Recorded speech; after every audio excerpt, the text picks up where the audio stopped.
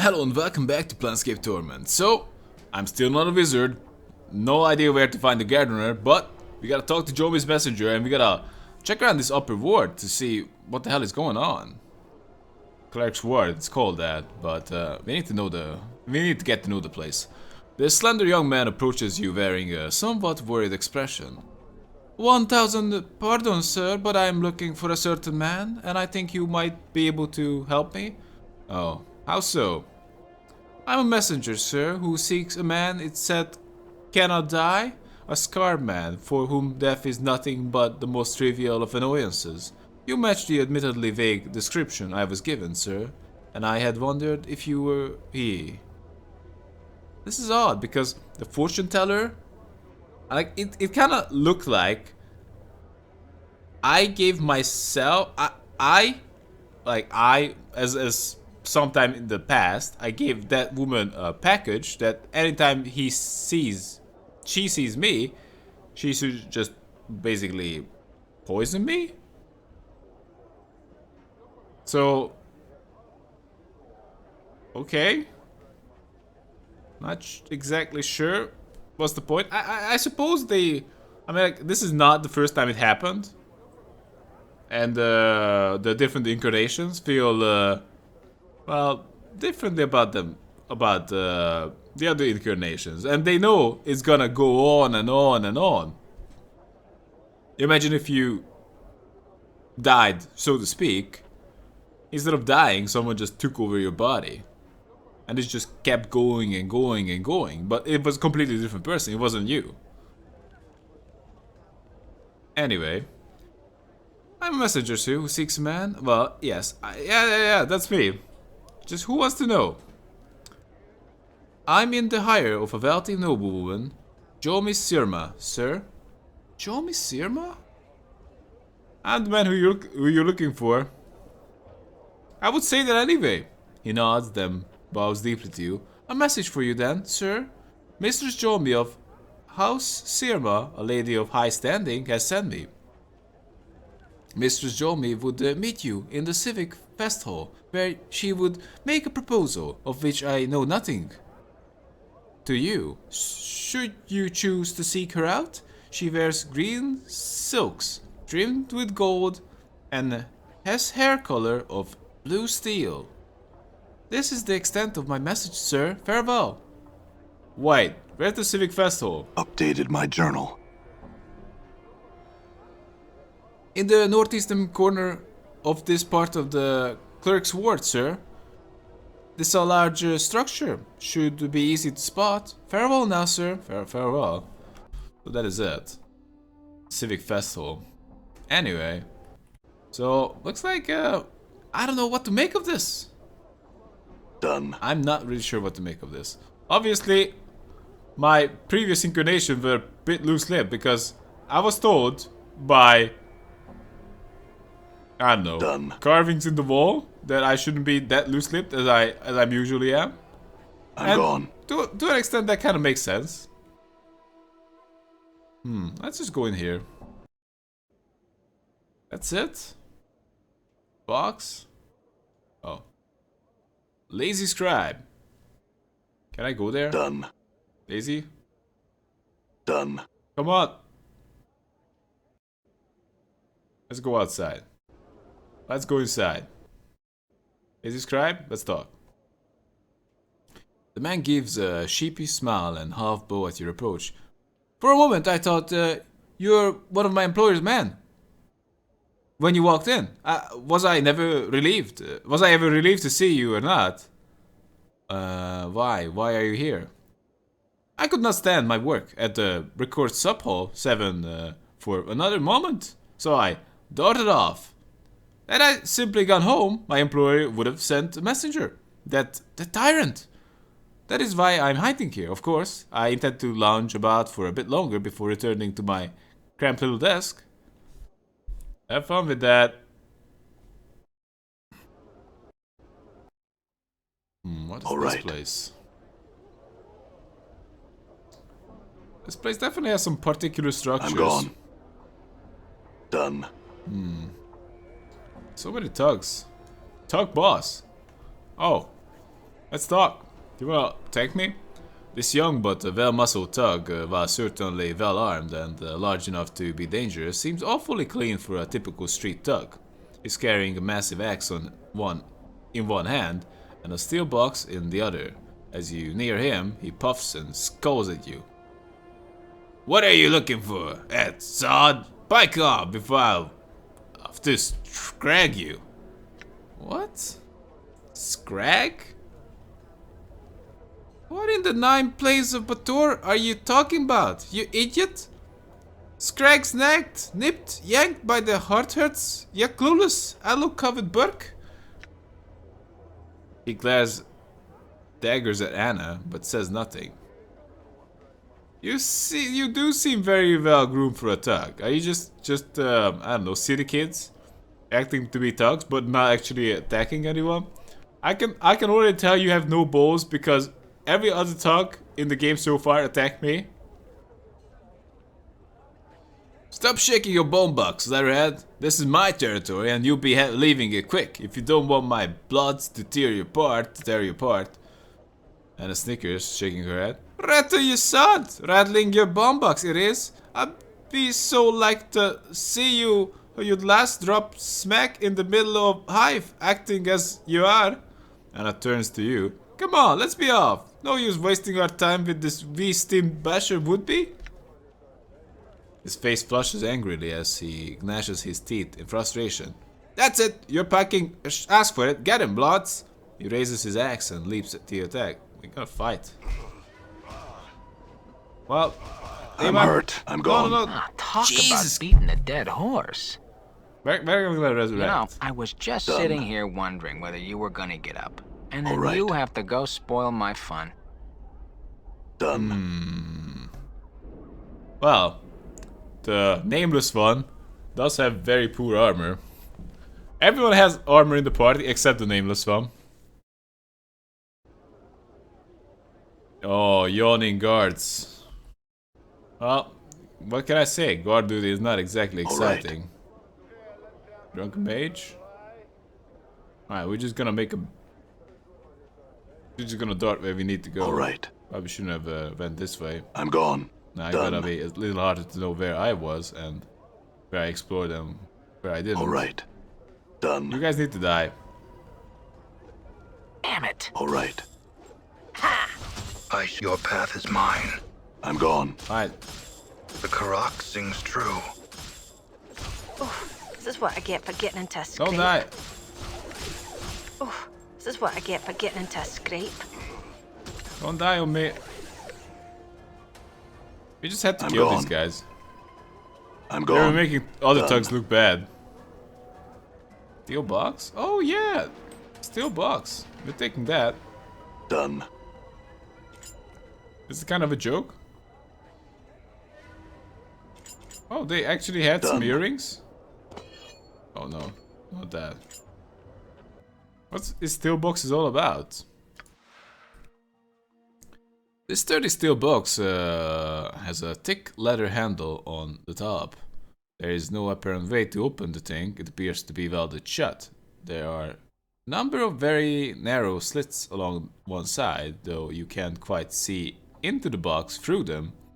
A sickly, sweet, rotting smell wafts out of the slits.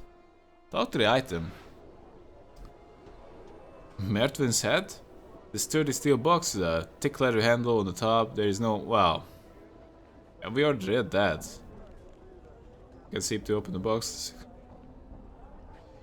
As you examine the container more closely, it shifts slightly in your hand. Something's moved inside it. There's a man's voice from within. Oh there! Is someone there? By chance? My name's Mertwin. Anyone? Hail? Yes, greetings. Thank the powers. Have you seen my body perchance? It's hard to miss him. He stumbles about with a silly wooden head on his shoulders. He must have worn his feet down too. Stops looking for me by now. No, I don't think so. Oh dear, well, that would have been a bit too much to hope for, eh? In any case, it's probably shambling about the civic festival in the northeast corner of the cleric's ward. Could I, by any chance, persuade you to take me there, good sir? Well, I do that for you. Updated my journal. How splendid! I thank you kindly then, sir. If you don't mind, now we will hold off speaking any further until I'm with my body again. Alright, farewell. If you never find it, then we're just gonna talk again. But you're gonna be really grateful if I find your body. Feed on the linguist's home. Art and Curio Galleria. What is this place? Alright. Is that I'm just performance artists? So many cafe patrons. Alright, performance artist. What the hell is going on here? This man's face has been painted white, a pair of arch eyebrows has been penciled onto his brow, and red powder has been used to make small circles on his cheeks and accentuate his lips. He says something, but you can't hear him. His hands are pressed up against what looks to be an invisible wall. See if you can touch him. You reach out to touch the man, but your hand is stayed by some unforeseen force. Performance artist appears to be trapped in some sort of invisible box or cage. Ah. I don't care. It's entertaining, isn't it? Art and Curio Galleria. The Apothecary.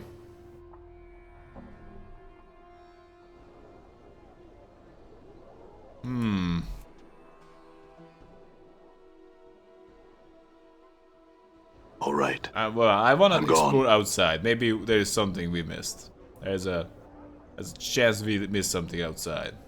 There's a very high chance. Oh, look at this. Flowers, maybe? What is this?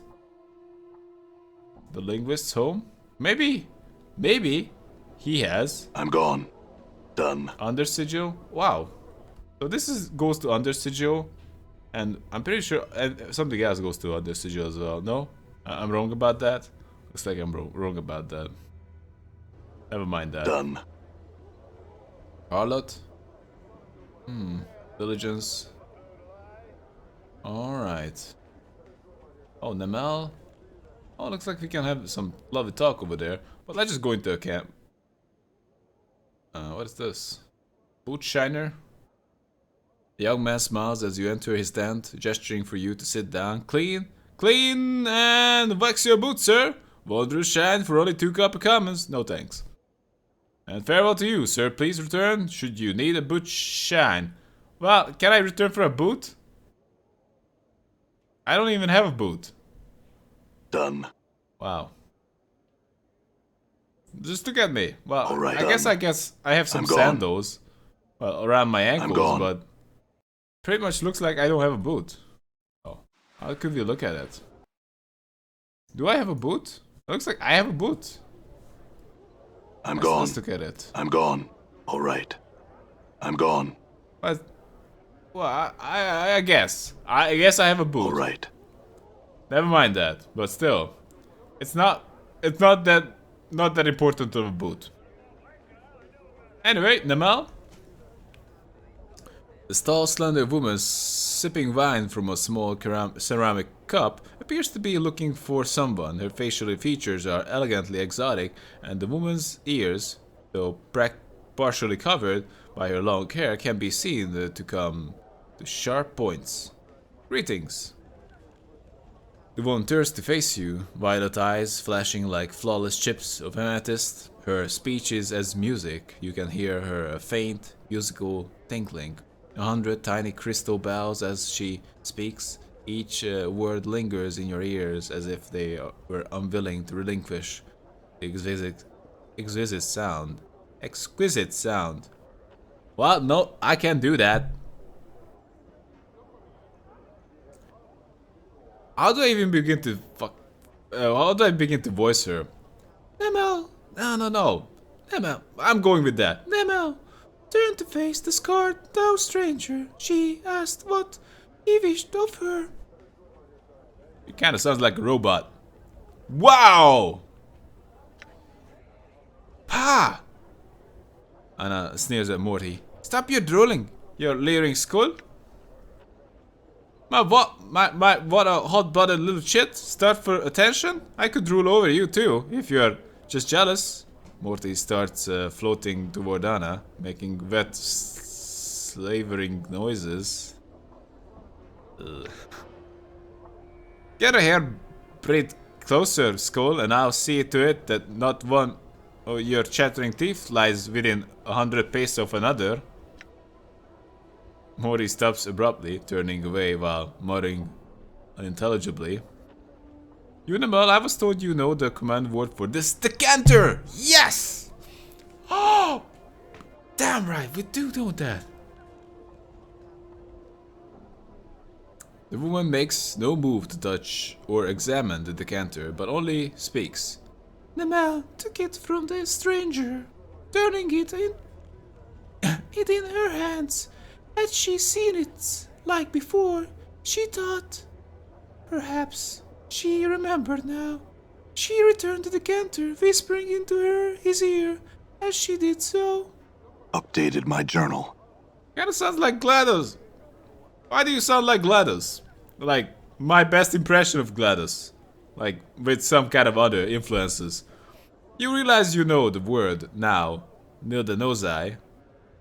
Though you're certain the woman never whispered at you, but merely said she did, she blinks at you.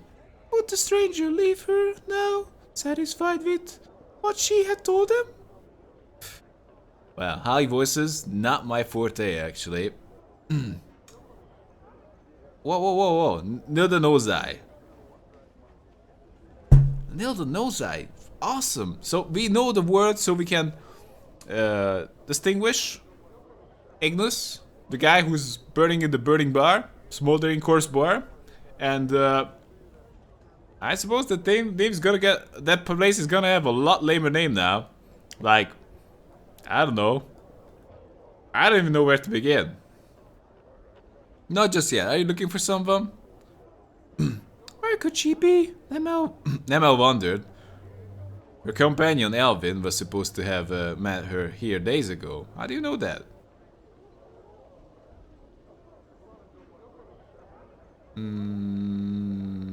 What? No. She said that?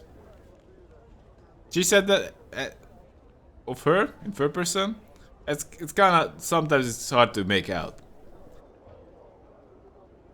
The woman sighs miserably. The air around her grows chill with her sadness. How long must she search this vast foreign city before she finds her dearest friend? I could help you find your friend. What does she look like? Nemel clasps her hand together and bows her head to you.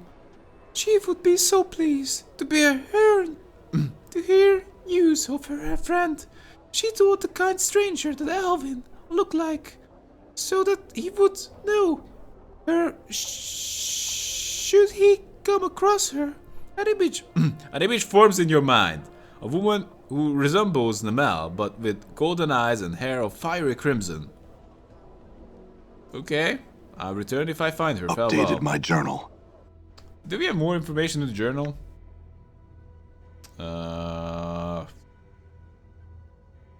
Okay. Find Alvin from Nemel. I agreed to help woman named Nemel find her friend Alvin. Hopefully she's just somewhere else in the clerk's ward. I don't know where Alvin is. And this doesn't really spark anything right now. Able ponder thought. Hey, what are you doing? Able ponder thought. This older man looks somewhat bookish. His clothing and accessories are extremely clean, neat and well cared for, and he often pauses to brush some fleck of dust or lint off them. A symbol resembling a stylized dagger piercing upwards through a flame is embroidered upon his tunic. Greetings. The man's eyes pass over you, gleaming as they fix on Morty. Oh say, would you look at that? The floating skull! Morty turns and looks behind him. Where? Able ponder thought. The man gasps. Why, they are just laws of duty, the merciless. Who? He suddenly covers his mouth and looks at Anna apologetically. Sorry, the man was a horrible tyrant. Now, long dead, his name should never be spoken, so this rather vulgar. My deepest apologies, my lady. I did not mean to offend. Anna shrugs, rolling her eyes. Talk as you like, Cutter. I care not for what you say, unless you're rattling your bone box about me, that is. Try and get his attention. He turns at you. Back to Morty? Come on! Talk to me. But behold, a skull, buoyant, levitating off the ground, cognitive of its environment, and possessing hearing, speaking, and seeing capabilities. He turns to you as if you were suddenly a confidant. This is truly one of the reasons that the planes shall never become dual to me, sir. Just when you think you have seen everything, the planes show you another corner to peek around, and he raises his hands gloriously. Suddenly the whole new wondrous vistas are open to you. Just watch out, because you're gonna get your ass killed. Actually, the talking floating skull is quite common, right up there with self-resurrecting amnesiacs scoring Sigil for their lost identities. The man ignores you, looking to Morty instead. I say skull, he begins. Morty gasps. Look behind you, another floating skull. Let Morty have his fun. The man seems to have forgotten you entirely, instead turning in shock to look for this other floating skull. No, where? Right where I'm pointing at.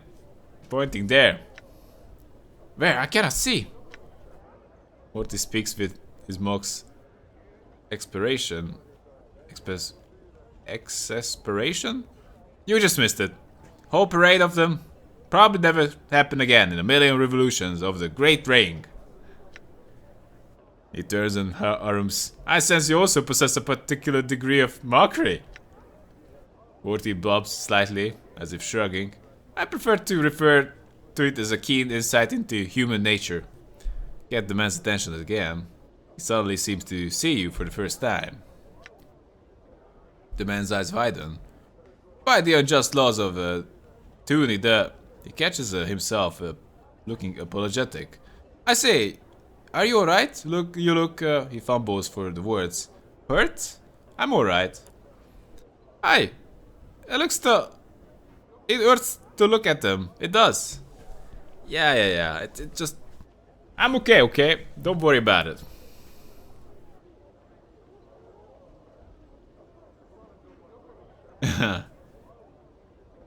Giant rat tail sprouting from her bosom. Not common from someone with what looks to be a giant rat's tail sprouting from her bosom. And it bares her teeth, tail lashing. Is that so, you picking leatherhead? If you want me and me tall, can you just walk right out your sight for good? Would that make you happy, eh? No, Anna, stay. I was only teasing. An eye for an eye.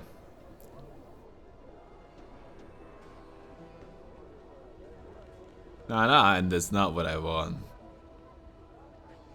No, Anna, I would stay. I was only teasing. Eye for an eye. She smirks at you, but makes no move to leave. Thanks, Anna. And you, sir? I had some questions. The man nods eagerly. Of course. Of course. I'm always most happy to answer what questions I can, young sir. About you? Me? Certainly. Who are you? My name is Ebo Pondertout. I had some other questions about you. Me? Certainly. No. What do you do here? I passed my administrator exam just recently and have achieved the status of A9, a research consultant in the Hall of Records, one of the many aides specializing in sigils, physical laws, and history. I research topics and laws of interest to others. It's quite fascinating, really.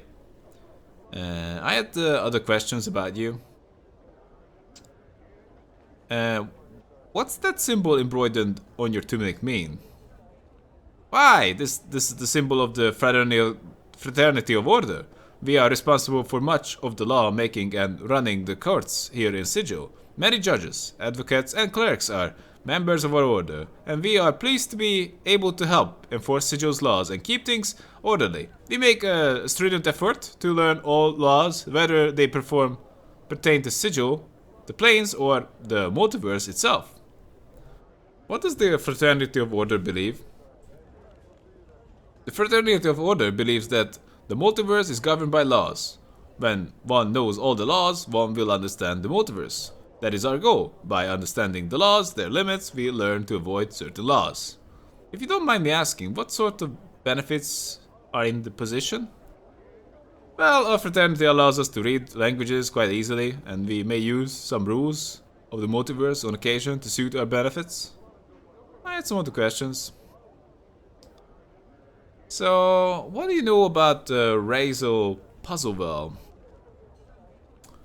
Well, Ravel. Ravel, if she truly existed, there's little to prove that she did, was a night hag, one of the inhabitants of the Grey Waste, one of the lower planes, and believed by some to be the worst of the lower planes. Yeah, continue. He continues. As a legend goes, Ravel was mazed several centuries ago.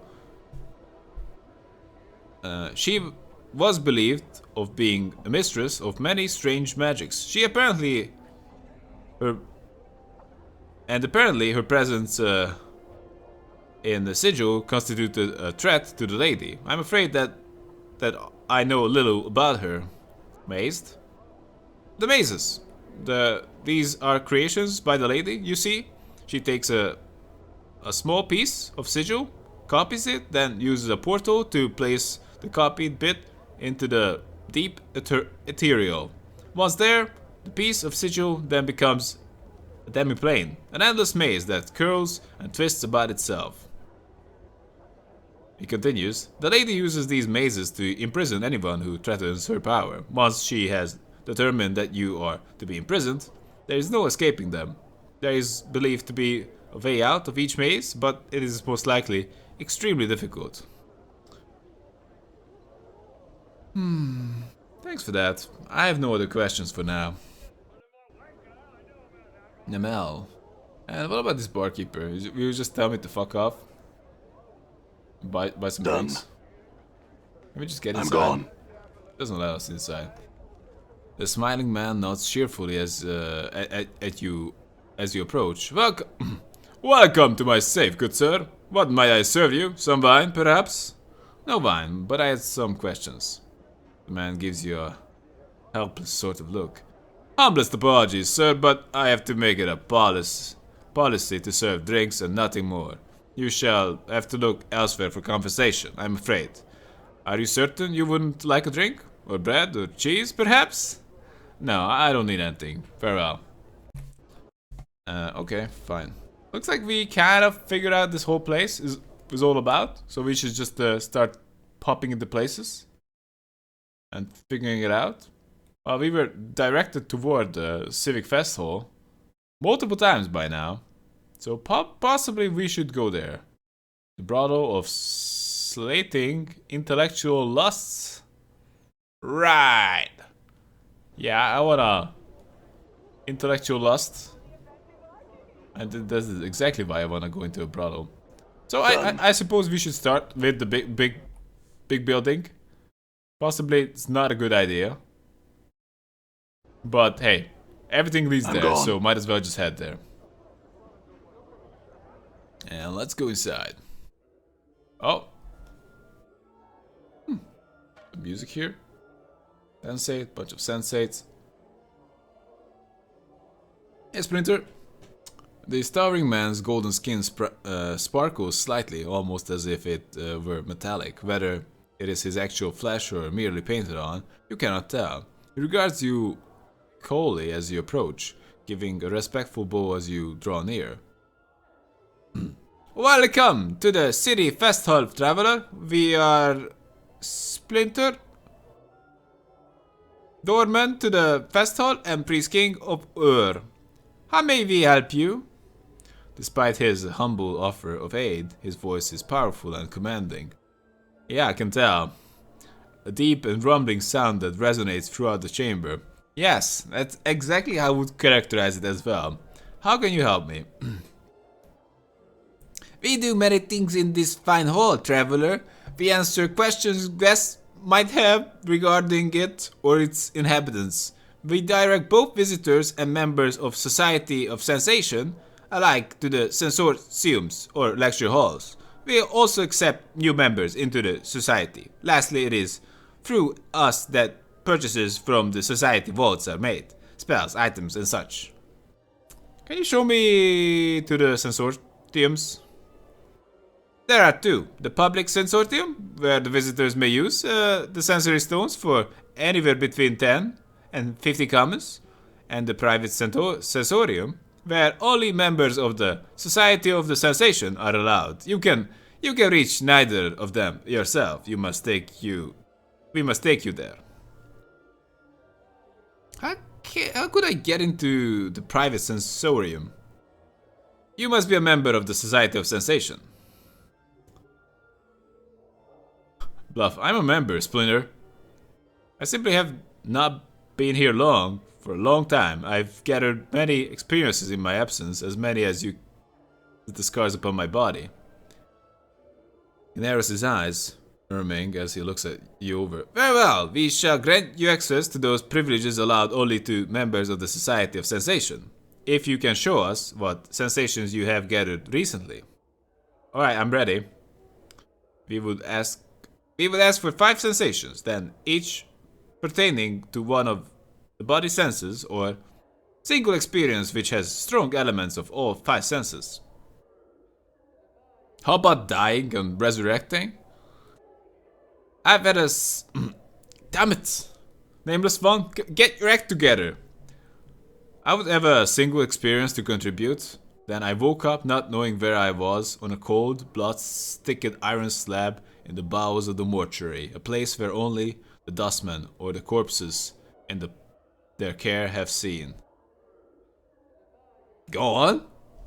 My entire body reeked of embalming fluid, but even the smell of that was not enough to match the coppery scent of gore around me. Dozens of bodies lie on the countless bloody slabs like the one I rose from, all in the process of being gutted, flayed, and the like by nightmarish clockwork devices for reasons unknown. The only sound were the squeals of labored metal and the unsteady tread of undead workers as they pushed the slabs about the mortuary on rusted iron tracks. A disturbing experience. And I even left out the part about the chattering skull that flew at me as soon as I was upright. Will it suffice, Splinter? Yes, welcome you back, traveler, and grant you access to those privileges allowed only to members of Society of Sensation. Thanks, Splinter. I had another question. We would be pleased to answer what questions we can, so long as they pertain to the Fest Hall or the Society of Sensation. Is there somewhere I could rest here? Yes, there are longings within the Fest Hall, should you wish to visit them. Walk eastwards through the Fest Hall from here, you will eventually come to them. Speak to the room clerk there. I have another question. How can you help me, Splinter? Tell me about the Fest Hall. No, how can you help me, Splinter?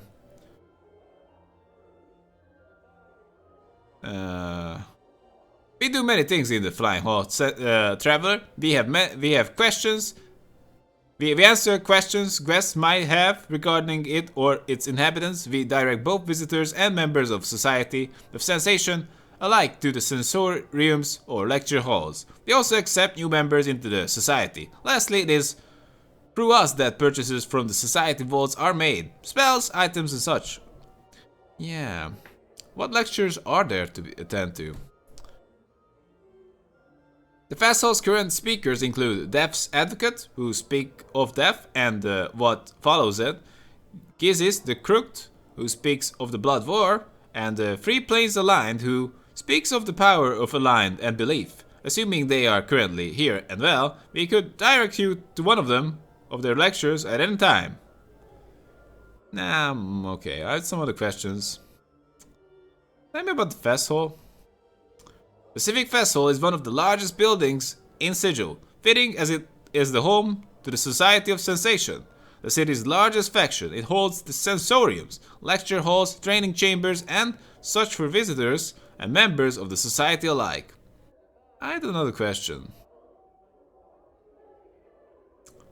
Tell me about the Society of Sensation.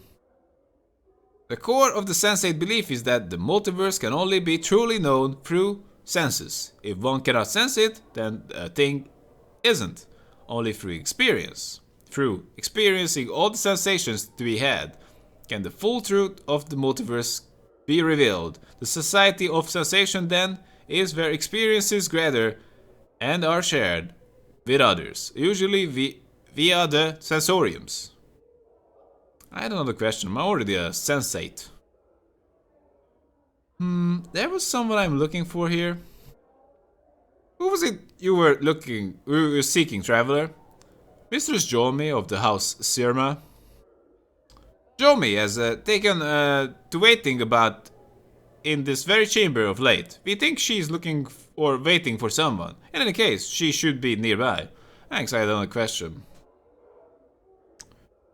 Is there anyone here who might know about Ravo Puzzlewell? Printer closes his eyes and thinks briefly. We would recommend that you speak to wizard by the name of Quell about Revel. Quell is always somewhere in the fest hall, most often in the private sensorium.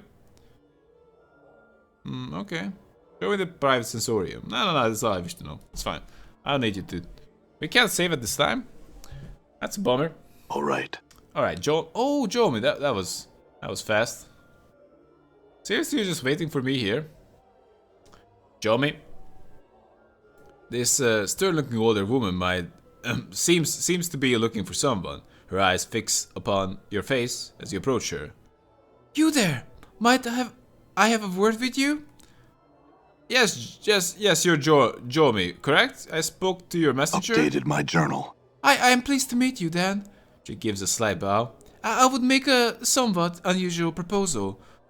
Though you must admit you are an unusual man, I will give you 1,000 copper commons for your permission to kill you. Are you open to discussion on the matter? But why? Jomi doesn't bat an eyelash. But why not? I thought it might be an interesting experience, paying someone for the privilege of murdering them. When I first heard rumors of your existence, how could I resist? So what is your answer? Shall we discuss the matter in greater detail? One moment, where did you learn these rumors? Jomi frowns. One hears all sorts of things in fest hall. How could one not eventually hear of a man like you? Again, I ask, will you consider my proposal? Yeah, let's work it out. Let's work out the details. After a short discussion, it comes down to the following terms. Jomi will pay you 2,000 copper commons. In return, you will allow her to drive her dagger into your heart. She will wait for you to awaken, at which point she will give you the coin. Do you agree to this, then? Yeah, let's do it! Great idea! The affair is over in moments. She's already cleaned her blade and put it away by the time you recovered. After picking yourself up off the fest hall floor, Jomi hands you several rows of copper coins while you rub your aching chest. Somewhat disappointing, I must admit. Oh well, coin well spent nonetheless. Farewell. Updated my journal. That's it? Like, what did you expect? I want you to pull the same thing off. Well, what an idiot. Well, this is the guy with the wooden head. He's bunking into everything. Mertlin the Headless. It's clear there's something very wrong with this man. The way he lurches about, bumping into things, staring off blankly into space. As you approach him, you at last realize his plight. He's headless. A thing on his shoulders is merely a skillfully carved wooden prosthesis. A false head. This must be Murphy's body. Mertvin's voice suddenly echoes from within the steel box. Oh, there it is! That's my body, say there! Oh chum, over there! The body shuffles towards you, reaching out towards the steel box containing Mertvin's head. Why would I do that? Allow Mertvin's body to take his head. Updated my journal. Ah, much better, I thank you, good sir. I imagine my body here was getting a bit reckless without me. The body hugs the steel box slightly. Ah, yes, I missed you too. The body tucks the case under its arm and bows to you. And as for you, good sir, you certainly deserve some sort of reward for your trouble. Let's see what I've got now. The body fumbles about in its pockets and finding nothing there in its tonic, finally it presents you with several handful of copper coins. Thanks, Mertvin. I had some questions. Certainly, ask whatever you like. How'd you end up the way you are? I'm not sure really. The body set me down in one of the lecture halls and the next thing I knew, someone had absconded with me. The next thing I remember was being picked up by you. But what I meant was, how did you lose your head? The body stiffens visibly. Oh, we don't like to talk about it. It's quite horrible, really. What's past is past. No need to dredge it up. Though I will say I'm the box because my head's not quite as presentable as my body, if you get my meaning. I know the question. What do you know about the Ravel puzzle though? Ravel? Can't say I recall that woman. Farewell then. That's it. What a bummer. Done. What is this place? Pretty big. Fast house foyer? I suppose we can just talk to the guy and he's gonna... I'm just kinda expecting the choices to come around at one point and just get punished for them. Like, I don't know. Allowing this woman to kill me publicly, something like that. Alright, I'm gone. What is happening over here, gentlemen? Dansate? Dansate, what are you looking at? Keys is the crooked. I'm gone. Alright. Done. And what is Done. happening over here? These are the lecture halls? Warrior in training. Bunch of warriors in training. BioWare. We know that BioWare is not a unique name. This is just a race. Just as Tiefling is. Maybe, yeah. Stop Anyway. staring at my tail, you skull. Hey, behave. I believe this is a good time to take a break, by the way. But seems like we can save, so we gotta head out. And might as well just save here. So, that's it for now. Hope you guys had fun. Tell me if you liked it, and see you around. And have a good one, guys.